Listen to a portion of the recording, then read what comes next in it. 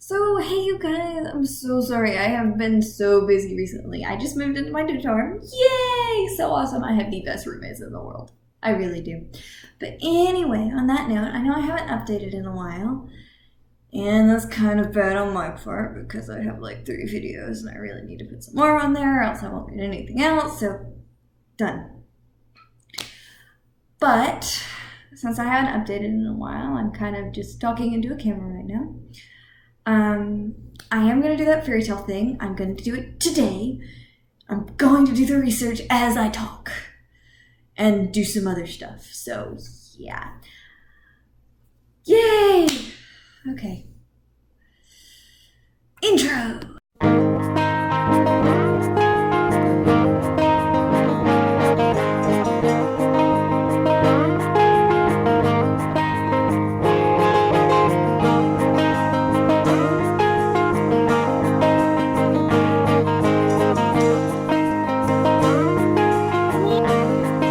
I'm finally starting the fairy tale origins, and the first one I'm going to do is Cinderella.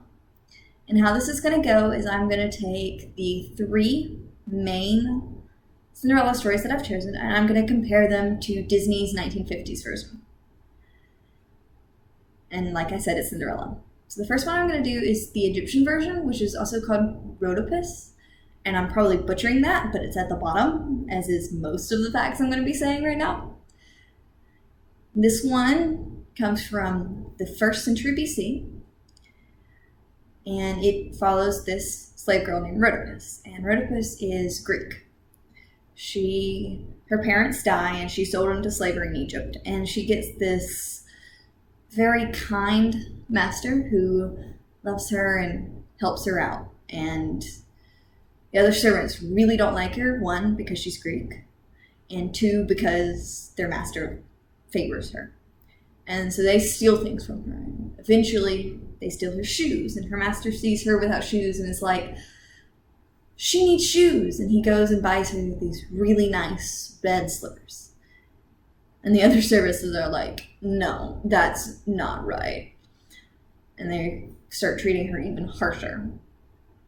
Until there's this ball. And all the other servants are going. And Rhodopus is staying home doing laundry. Like, oh, I'm so sad, I don't get to go to the ball. And unlike in the Disney version where the fairy godmother's like, oh, here's a dress, you can go to the ball. This one, an eagle, which is a symbol of Ra in Egyptian mythos, comes down and steals her shoes and takes them to the pharaoh. And the pharaoh's like, these are such nice shoes, I need to find the maiden, because an eagle brought them to her and to him. And he's like, oh, I need to find this. So he goes off to find her. And he finds her, and it's just like this sweet romantic thing, and they get married because an eagle brought the shoe. And I thought that was a really cool thing to do instead of the normal ball and dance. And then, so that's the Egyptian version. And then the next version I've chosen is the Grimm version, which is closest to the one portrayed in Into the Woods. It's not necessarily the oldest, as you can tell by the Egyptian. It's actually from the 1800s, when all the Grimm fairy tales were written. And unlike glass slippers, there are golden slippers that she gets. And it's this 3-day festival where the prince is looking for a bride. And unlike a fairy godmother, she has this tree that is her mother's grave that she has watered with her tears, and it's now grown up, and it's like, oh. And her father is alive. He's just not there all that often. But yeah, so she goes to the ball. Shenanigans ensue. Basically, she gets trapped in tar in her shoe. And she takes off her shoe and leaves it, and the prince is like, I must find her. And the stepsisters, unlike in the Disney version where they just try to stick their feet in, they cut off parts of their feet. One of them cuts off their toe, the other one cuts off their heel, and the prince is like, oh my gosh, the shoe fits. And he's like, come with me. And then this bird comes and is like, look around, there's blood on the track. And the prince is like, And by the time Cinderella gets the shoe, it has to be disgusting because there's blood all on it. But anyway, as Cinderella rides off into her sunset, her stepsister's eyes are plucked off, which is wonderful, I guess. You can tell fairy tales were meant to scare children to sleep, not make them go off into sugar plummy dreams. And then that's grim.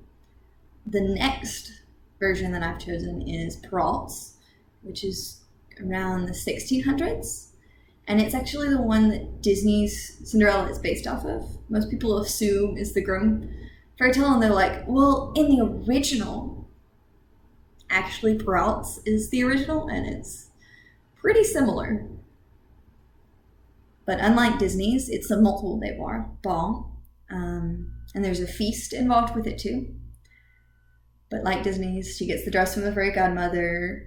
Her father's alive, unlike Disney's. He is just so ruled by her stepmother that if Cinderella's like, if I go up to him, he'll punish me too because he thinks my stepmother's the awesome sauce. And so she just kind of lives under this abuse. And her stepsisters aren't necessarily evil. They're more like, they're very similar to the Disney version in that they're kind of like, all we care about is pretty things. We want to be pretty and look at us, we're so pretty. And Cinderella's like, yeah, you're pretty. Let me help you with your hair. Let me help you do this. Because before the ball, Cinderella does their hair. And even then they're like, nobody wants to see a cinder wench at the ball. Cinderella's just like, I suppose you're right, and does their hair perfectly.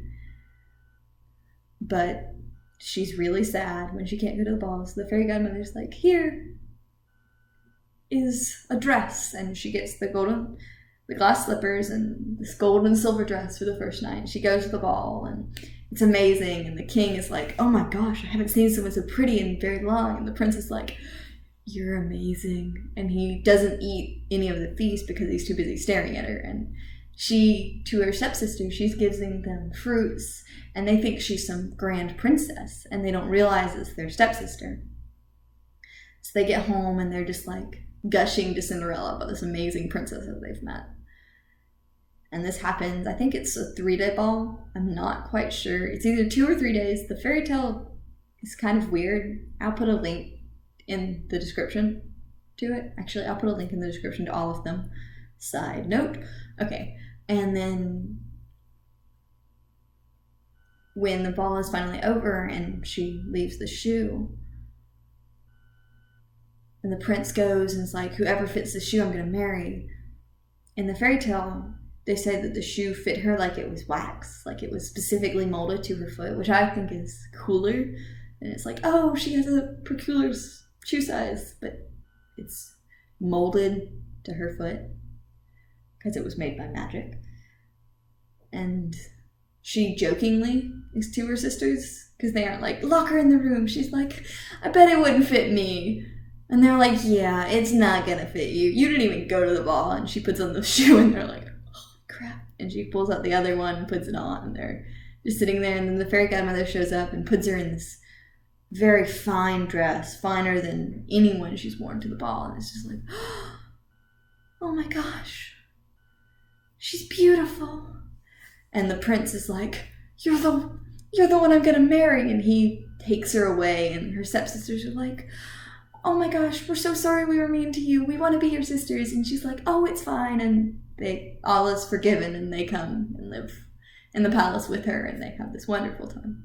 It doesn't say what happens to her stepmother and her father, or I may have missed it, but I don't think it says what happened to them. And I just think it's really funny. It's like, I'm forgiving my stepsisters, but you are just like gone. But yeah, that's my fairy tale origins for today.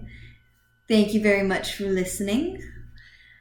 And shoot me what fairy tale you want me to do next, because doing the research for this was really fun. I'm sorry it took so long. So bye you guys, see you later.